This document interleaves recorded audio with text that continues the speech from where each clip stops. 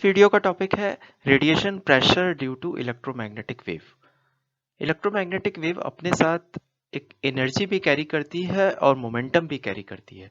दोनों चीजें कैरी करते हुए चलती है, तो इसलिए जब वो किसी सरफेस पे पड़ती है, जैसे कि यहाँ पे दिखाया हुआ है, एक इलेक्ट्रोमैग्नेटिक वेव एक सरफेस पे इंसिडेंट होती है, तो वो ना सिर्फ उसको एनर्जी ट्रांसमिट करती है, यानी कि वो सरफेस पे एनर्जी पड़ती है इलेक्ट्रोमैग्नेटिक वेव की, बल्कि उसके मोमेंटम की वजह से उस सरफेस पे प्रेशर ड्यू टू फोर्स लगता है। तो उसी की हम बात कर रहे हैं यहाँ पे, रेडिएशन प्रेशर की। हमारे पिछले वीडियो में हमने इंटेंसिटी का डेरिवेशन किया था कि इलेक्ट्रोमैग्नेटिक वेव की जो इंटेंसिटी किसी सरफेस एरिया पे पड़ती है उसको हम कैसे कैलकुलेट करते हैं, और उसका एक्सप्रेशन हमने डिराइव किया था जिसमें इलेक्ट्रिक फील्ड एम्पलीट्यूड की मदद से हमने किया था। तो अगर पिछला वीडियो नहीं देखा हो तो उसको भी देखिएगा जरूर, उसका लिंक ऊपर दिया हुआ है। तो चलिए हम इसमें बात करते हैं रेडिएशन प्रेशर की। इस वीडियो में रेडिएशन प्रेशर कैसे निकाला जाए, क्योंकि इलेक्ट्रोमैग्नेटिक वेव अपने साथ मोमेंटम कैरी करते हुए चलती है। तो उस मोमेंटम जब एक सरफेस, किसी एक सरफेस पे, मान लीजिए यहाँ पे हमने जो एक सर्कुलर शेप सरफेस बनाया हुआ है, इसका सरफेस एरिया ए है, तो इस पर जब सरफेस पे पड़ेगी तो इसका मोमेंटम डिलीवर होगा, जिसकी वजह से फोर्स लगेगा इस सरफेस पे और उसकी वजह से प्रेशर क्रिएट होगा। रेडिएशन प्रेशर बोलते हैं इसको। तो इसके कुछ केस डिस्कस करेंगे। पहला केस जिसमें कि electromagnetic wave fully absorbed on the surface, यानी कि ये पूरा का पूरा वेव 100% एब्जॉर्ब हो जाती है सरफेस पे। तो इस केस में हम ये कह सकते हैं पूरा मोमेंटम डिलीवर हो गया, पूरा का पूरा मोमेंटम 100% इस सरफेस पे डिलीवर हो गया। तो इसको हम, रेडिएशन प्रेशर को हम न्यूटन सेकेंड लॉ की मदद से निकालेंगे। तो अगर न्यूटन सेकेंड लॉ के हिसाब से अगर हम लिखते हैं फोर्स, फोर्स का डेफिनेशन होती है rate of change of momentum, यानी कि delta P by delta T. अब क्योंकि रेडिएशन यानी कि इलेक्ट्रोमैग्नेटिक वेव अपने साथ जो मोमेंटम कैरी करती है उसका फॉर्मूला होता है P, यानी कि मोमेंटम इज इक्वल टू जो एनर्जी एब्जॉर्ब्ड है, यानी कि हम उसको अगर सिंबल के फॉर्म में U के फॉर्म में लिखें, U यानी कि एनर्जी एब्जॉर्ब्ड, या इलेक्ट्रोमैग्नेटिक वेव की जो भी एनर्जी इस सरफेस पे पड़ रही है, U से इंडिकेट करते हैं, U बाई C, ये इसका फॉर्मूला होता है। तो इसकी वजह से फोर्स को हम लिख सकते हैं डेल्टा P की जगह पे U by C by delta T। यहाँ पे C टर्म हमको पता है, स्पीड ऑफ इलेक्ट्रोमैग्नेटिक वेव, तो वो कांस्टेंट मान सकते हैं, इसलिए इसको बाहर लिख लेते हैं 1 by C into delta U by delta T।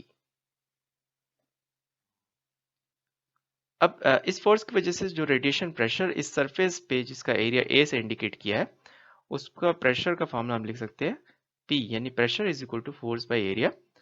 और ये एक ऐसा केस है जिसमें कि इंसिडेंट रेडिएशन पूरा नॉर्मल टू द सरफेस पड़ रही है, ऑब्लिक नहीं पड़ रही है। तो इस केस में हमने जब शुरुआत करी तो एक इंसिडेंट रेडिएशन जो दिखाई सरफेस पे, वो इंसिडेंट है नॉर्मल टू द सरफेस। तो यहाँ पे फोर्स जो हमने कैलकुलेट किया है उसको सब्स्टिट्यूट कर देते हैं, तो आ जाएगा 1 by C into delta U by A into delta T. इस केस में रेडिएशन 100% फुल्ली एब्जॉर्ब्ड है सरफेस पे।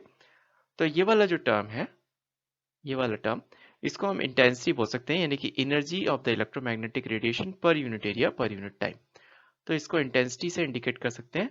तो इसलिए रेडिएशन प्रेशर का फॉर्मूला आ गया I, यानी कि intensity of the electromagnetic wave divide by C। ये इसका फॉर्मूला आ गया। पहला केस हमने फॉर्मूला डिराइव किया जब इलेक्ट्रोमैग्नेटिक वेव फुल्ली एब्जॉर्ब्ड है सरफेस पे। अब इसका सेकेंड केस देखते हैं। सेकेंड केस में हम ये केस लेके चलते हैं कि इलेक्ट्रोमैग्नेटिक वेव उसी सरफेस पे जो हमने अभी बात की थी केस 1 में, इसका सरफेस एरिया A है, अब इसी सरफेस में फुल्ली रिफ्लेक्ट हो रही है, यानी कि एब्जॉर्ब नहीं हो रही है, फुल्ली रिफ्लेक्ट हो रही है। तो इस तरह के केस को हम दो पार्ट में ब्रेक कर सकते हैं। फर्स्ट पार्ट, पार्ट वन में ये मान लेते हैं कि वेव पूरी एब्जॉर्ब हो गई, 100% एब्जॉर्ब्ड, और एब्जॉर्ब होने के बाद पार्ट टू में 100% रिफ्लेक्टेड, एमिटेड। तो इस 100% रिफ्लेक्शन को हमने दो पार्ट में स्प्लिट किया। पहले तो एब्जॉर्ब हो गई और फिर एमिट हो गई।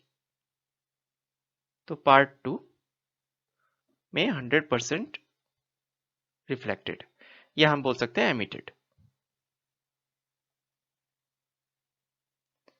तो ये दोनों पार्ट में जो रेडिएशन प्रेशर का फॉर्मूला है वो हम दोनों पार्ट में ऐड कर देंगे, क्योंकि एब्जॉर्ब 100% एब्जॉर्ब जब हुई तब भी उसने प्रेशर सरफेस पे लगाया, और जब एमिट हुई है तब भी उसने रेडिएशन एमिट हुई तो उसने उस सरफेस पे प्रेशर जनरेट किया। तो अब हम दोनों को प्रेशर P1 और P2 के फॉर्म में लिखेंगे, तो total radiation pressure P1 plus P2, दोनों पार्ट का प्रेशर ऐड कर देंगे। तो अभी हमने जो कैलकुलेट किया था 100% एब्जॉर्ब का, वही फॉर्मूला लिख लेते हैं I/C।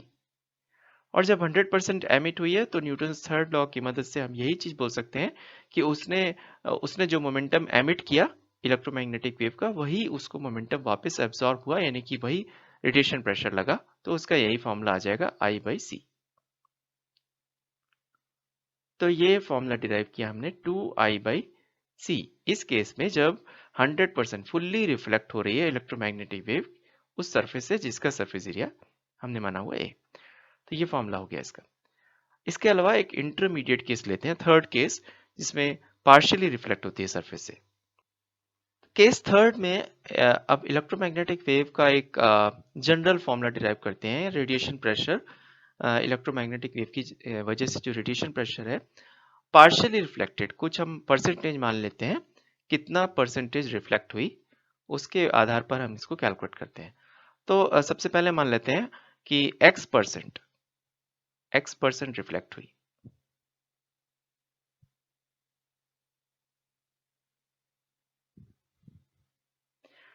x परसेंट रिफ्लेक्ट हुई, मान लीजिए कि x की वैल्यू 10% है, तो 10% रिफ्लेक्ट हुई, 90% एब्जॉर्ब हो गई, इसका ये मतलब हुआ। तो इस केस में भी हम वैसे करेंगे, वैसे ही जैसे अभी केस 2 में किया था, दो पार्ट में इसको मानते हैं। पार्ट वन में 100% एब्जॉर्ब, एक बार एब्जॉर्ब हो गई रेडिएशन, और इसी का पार्ट 2, उस 100% जो एब्जॉर्ब हुई उसमें से सिर्फ x% रिफ्लेक्ट हुई, x% रिफ्लेक्टेड। तो दोनों की वजह से रेडिएशन प्रेशर, तो दोनों को उसी तरह से हम ऐड करेंगे। Radiation pressure is equal to pressure due to part 1 that is 100% absorb की वजह से, और plus radiation pressure due to part 2 that यानी कि x% रिफ्लेक्ट हुई है। तो पहला वाला पार्ट 100% एब्जॉर्ब वाला फॉर्मूला डायरेक्टली अप्लाई कर सकते हैं, यानी कि I/C। I मतलब कि इंटेंसिटी, जो इलेक्ट्रोमैग्नेटिक वेव की इंटेंसिटी है उसकी बात कर रहे हैं, और प्लस अब यहाँ पे x% रिफ्लेक्ट हुई है, तो सिर्फ इंटेंसिटी का x% ही रिफ्लेक्ट होके आया है। तो सिर्फ हमको यहाँ पे करना ये है कि इंटेंसिटी का उतना परसेंटेज लिख देंगे, यानी कि फॉर्मूला हो जाएगा x% of I/C।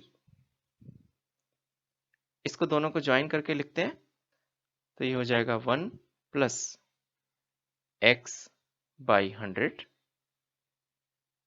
Into I/C। ये फॉर्मूला हो गया जनरल फॉर्मूला x% रिफ्लेक्ट हुआ है। तो एक स्पेशल केस मान लेते हैं, मान लीजिए x की वैल्यू, इफ x की वैल्यू 100% रिफ्लेक्टेड है, तो x की वैल्यू जैसे अभी केस 2 में लिखा था हमने 100%, x की वैल्यू 100% रिफ्लेक्टेड है, तो x की वैल्यू 100 सब्सटीट्यूट कर देंगे, तो प्रेशर की वैल्यू हो जाएगी 1 प्लस 1 इंटू I/C, यानी कि 2I/C। ये वही स्पेशल केस हो गया जो हमने सेकेंड केस में अभी बात करी थी। ये जस्ट एक एग्जांपल है। ऐसे ही हम x की कोई और भी वैल्यू लिख सकते हैं, उसके आधार पर हम कैलकुलेट कर सकते हैं जो भी रेडिएशन प्रेशर है x% रिफ्लेक्टेड के केस में। तो ये तीन केस हमने आज बात करी, जिसमें जो incident radiation electromagnetic wave fall हो रही थी सरफेस पे, वो नॉर्मली फॉल हो रही थी सरफेस पे। उम्मीद है ये तीनों केस आपको समझ में आए होंगे।